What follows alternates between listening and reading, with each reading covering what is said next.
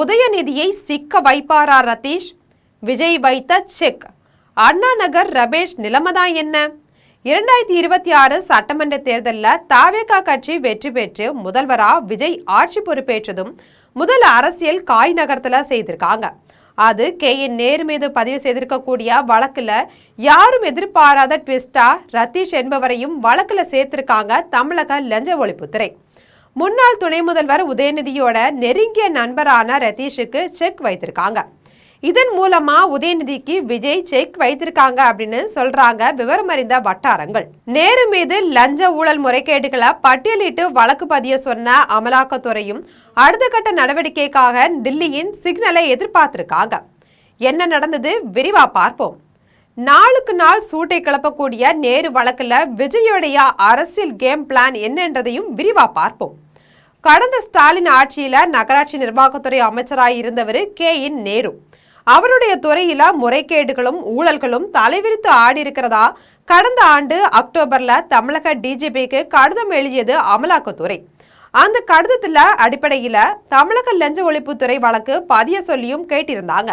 ஆனா அப்போதைய ஸ்டாலின் அரசு எந்த நடவடிக்கையும் எடுக்கல.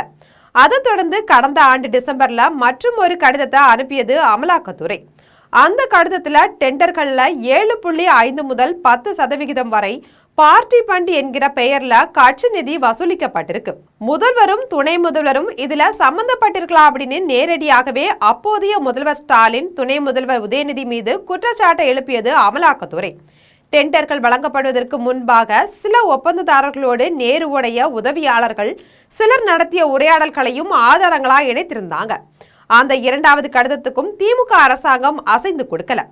இந்த விவகாரத்துல லஞ்ச ஒழிப்புத்துறை வழக்கு பதிய உத்தரவிட கோரி சென்னை உயர்நீதிமன்றத்துல வழக்கு தொடர்ந்தாரு அதிமுகவுடைய வழக்கறிஞர் அணி செயலாளர் இன்பதுரை. அந்த வழக்கு சமீபத்துல விசாரணைக்கு எடுத்துக்கொள்ளப்பட்ட போதுதான் நாங்க வழக்கு பதிந்துட்டோம் அப்படின்ற தகவலை நீதிமன்றத்துல சொல்லியிருக்காங்க தமிழக அரசு. இதுல யாரும் எதிர்பாராத திருப்பமே வழக்குல 8வது குற்றவாளியா ரதீஷ் என்பவருடைய பெயர் சேர்க்கப்பட்டிருக்கிறது தான். கடந்த ஸ்டாலின் ஆட்சியில உதயநிதியுடைய இதய துடிப்பாவும் அவருடைய காரியதரிசியாவும் இருந்தவர் தான் ரதீஷ் வேலு. கிரிக்கெட் விளையாட்டுல தொடங்கிய இவர்களுடைய நட்பு முந்தைய திமுக ஆட்சியில கோலோச்சியது. அப்படி இருக்க வேளச்சேரியில திமுக தலைவர் ஸ்டாலினின் குடும்பம் வசித்த போது அவர் வீட்டுக்கு எதிர் வீட்டுல இருந்தவர் தான் ரதீஷ் வேலு. தன் நண்பர்களோட உதயநிதி கிரிக்கெட் விளையாட செல்லும் போது ரதீஷும் அவருடைய அண்ணன் சர்வேஷ் ராஜும் உடன் செல்வது வழக்கமா வச்சிருக்காங்க. அப்படித்தான் ஸ்டாலின் குடும்பத்தோட ரதீஷ் குடும்பத்துக்கு பழக்கம் உண்டாயிருக்கு. உதயநிதி எதை விருப்பப்பட்டாலும் அதை நிறைவேற்றுவதில் ரதீஷ் வித்தகர் அப்படின்றதால நாளடைவில் உதய்க்கு மிக நெருக்கமாகவும் ஆகியிருக்காரு. ரதீஷ்க்கு தமிழக சினிமா துறையை அறிமுகம் செய்து வைத்து ஒரு படம் தயாரிக்கும் அளவுக்கு உயர்த்தியவர் உதயநிதி தான். அந்த வகையில சினிமா வட்டாரங்கள்லையும் தொடர்புடைய வளர்த்து கொண்டாரு ரதீஷ். அவருடைய அண்ணன் சர்வேஷ் ராஜ் படித்து IPS அதிகாரியா பணியில சேர்ந்தாங்க.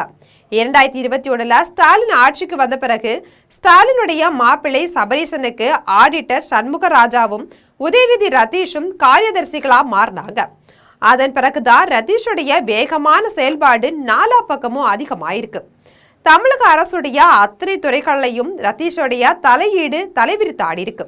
CMDA, உணவுத்துறை, நெடுஞ்சாலைத்துறை, பொதுப்பணித்துறை, நகராட்சி நிர்வாகத்துறை அப்படின்னு பல துறைகள்லையும் அவருடைய சிபாரிசோட எது வந்தாலும் அதை கேள்வியே கேட்காம செய்து கொடுத்திருக்காங்க அந்தந்த துறைகளுடைய அமைச்சர்கள். ஒரு கட்டத்துல அப்போது துணை முதல்வராய் இருந்த உதயநிதியோட பெயரை பயன்படுத்தி போலீஸ் டிரான்ஸ்பர்கள்ல புகுந்து விளையாடி இருக்காரு ரதீஷ்.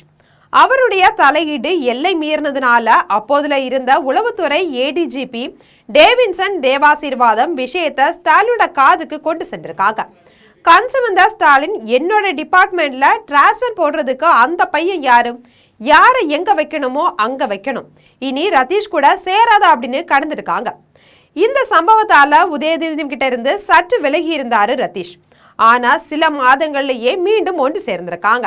ஒன்றான உடனேயே அவர்கள் செய்த முதல் வேலையே உளவுத்துறையில இருந்த டேவின்சன் தேவாசீர்வாதத்தை தலைமையிட ADGP-யாக மாற்றினதுதான்.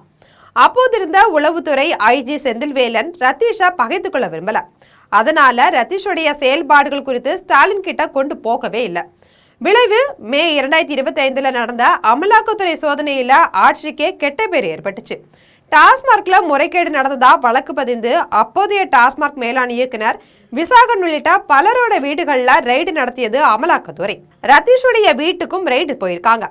அப்போ மத்திய அரசு பணியில் இருந்த ஒரு IPS அதிகாரி எச்சரித்ததால கன நேரத்துல சுவர் ஏறி குதித்து தப்பியோடி இருக்காரு ரதீஷ். இதுக்கப்புறம் அந்த டாஸ்மார்க் வழக்கு வலு இழந்ததும் சென்னைக்கு திரும்பியிருக்காங்க. உதயநிதியோடைய அத்தனை அசைவுகளையும் அறிந்தவர் ரதீஷ் மட்டும்தான். டாஸ்மார்க் விவகாரத்துல செந்தில் பாலாஜி சிக்கிக்கொண்ட பிறகு கட்சியுடைய வளர்ச்சி சபரிசன் கிட்டையும் உதயநிதி கிட்டையும் சரி பாதியா பிரித்து கொடுக்கப்பட்டுச்சு. அந்த வளர்ச்சிய உதயநிதியோடைய சார்பில் கையாண்டது ரதீஷ் தான். சென்னை MRC நகர்ல இருக்கக்கூடிய 174 அடுக்குமாடி குடியிருப்புல வங்காள விரிகுடாவை பார்த்தவாறு ஒரு வீடு ரதீஷுக்கு இருக்குது. அந்த வீட்டுல தான் அதிகாரம் செலுத்தும் அத்தனை முடிவுகளும் எடுக்கப்படுது. லஞ்ச ஒழிப்புத்துறையில ரதீஷுடைய பெயர் சேர்க்கப்பட்டிருக்கிறது உதயநிதிக்கு நிச்சயம் சிக்கலை வரவழைக்கும் அப்படின்னு விரிவாவே சொல்லியிருக்காங்க. இந்த வழக்குல ரதீஷுடைய பெயர் சேர்க்கப்பட்டிருந்தாலும் அதன் மூலமா உதயநிதிக்கு எப்படி செக் விழும் அப்படின்ற கேள்வி விவாதத்தை எழுப்பியிருக்கு. தமிழக சீனியர் IPS அதிகாரிகள் சொல்றது, வங்கி கடன் மோசடி தொடர்பா CBI பதிந்த வழக்குல அமலாக்கத்துறையும் தனியே வழக்கு பதிந்து கடந்த ஆண்டு ஏப்ரல்ல KN நேரு சகோதரர் ஒருவர் தொடர்புடைய இடங்கள்ல சோதனையிட்டாங்க. அப்போதான் நகராட்சி நிர்வாகத்துறையில நடந்த பல முறைகேடுகள் ஆதாரங்களா சிக்கியிருக்கு. குறிப்பா நேருவுடைய நிழலா வலம் வந்த உதவியாளர் ஒருவருடைய மொபைல்ல இருந்து டெண்டர்கள் பணியிட மாற்றங்களுக்கு பணம் வசூலிக்கப்பட்டதாக பல தரவுகளையும் எடுத்தது அமலாக்கத்துறை. அந்த வங்கி கடன் மோசடி வழக்க நீதிமன்றம் ரத்து செய்ததால அமலாக்கத்துறை பதிந்த வழக்கும் தானாவே ரத்தாகி இருக்கு. ஆனாலும் அப்போதைய சோதனையில கிடைத்த தரவுகளின் அடிப்படையில நகராட்சி துறையில 1000 கோடி ரூபாய்க்கு மேல முறைகேடுகள் நடந்ததாகவும் தமிழக லஞ்ச ஒழிப்புத்துறை வழக்கு பதிந்து விசாரிக்கவும் வலியுறுத்தியது அமலாக்கத்துறை. லஞ்ச ஒழிப்புத்துறை FIR பதிவு செய்தால்தான் அதன் அடிப்படையில அமலாக்கத்துறை அந்த வழக்க கையில எடுக்க முடியும். இந்த விவகாரத்துல 3 MLAக்களும் ஒரு MPயும் சிக்கியிருக்காங்க. அதுல ஒரு MLA தன்னுடைய லெட்டர் பேடிலேயே டெண்டர் விவரங்களையும் அதற்குரிய கமிஷன் தொகையையும் நேருவோடைய உதவியாளருக்கு அனுப்பியிருக்காரு. நகராட்சி துறையில பார்ட்டி ஃபண்ட் வசூலிக்கப்பட்டதாகவும் அந்த பணம் ஸ்டாலினுக்கும் உதயநிதிக்கும் சென்றதாகவும் தங்களுடைய விசாரணை அறிக்கையில சொல்லியிருக்காங்க அமலாக்கத்துறை. இந்த பார்ட்டி ஃபண்ட் விவகாரத்துல தான் ரதீஷ் சிக்கியிருக்காரு. நேருவோடைய உதவியாளர்கிட்ட இருந்து தொடர்ந்து தொடர்பிலேயே இருந்திருக்காரு ரதீஷ். பல பரிவர்த்தனைகள் தொடர்பாகவும் கலந்து ஆலோசிச்சிருக்காங்க. அதைத்தான் தோன்றுறாங்க இப்போதைய லஞ்ச ஒழிப்புத்துறை. முதல்வர் விஜய் அரசுடைய லஞ்ச ஒழிப்புத்துறை பதிந்திருக்கக்கூடிய வழக்குல முன்னாள் அமைச்சர் நேரு, அவருடைய சகோதரர்கள், உதவியாளர்கள், IAS அதிகாரி பொன்னையா, ரதீஷ் என பலரையும் குற்றம் சாட்டப்பட்டோரா சேர்த்திருக்காங்க. இதுல அடையாளம் தெரியாத பலரும் உண்டு அப்படின்னு தெரிவிக்கப்பட்டிருக்கு. வரக்கூடிய ஜூன் 23ஆம் தேதி வரை மேலதிக நடவடிக்கை எடுப்பதற்கு நீதிமன்றம் தடை இருக்கிறதால வழக்கு பதியப்பட்டதோட நிற்கிறது இந்த விவகாரம். நீதிமன்றம் வழிகாட்டுதலை தொடர்ந்து நேருவுடைய உதவியாளரும் ரதீஷும் விசாரிக்கப்படலாம். ரதீஷ் வாய் திறந்தா நிச்சயம் உதயநிதிக்கு சிக்கல் தான்.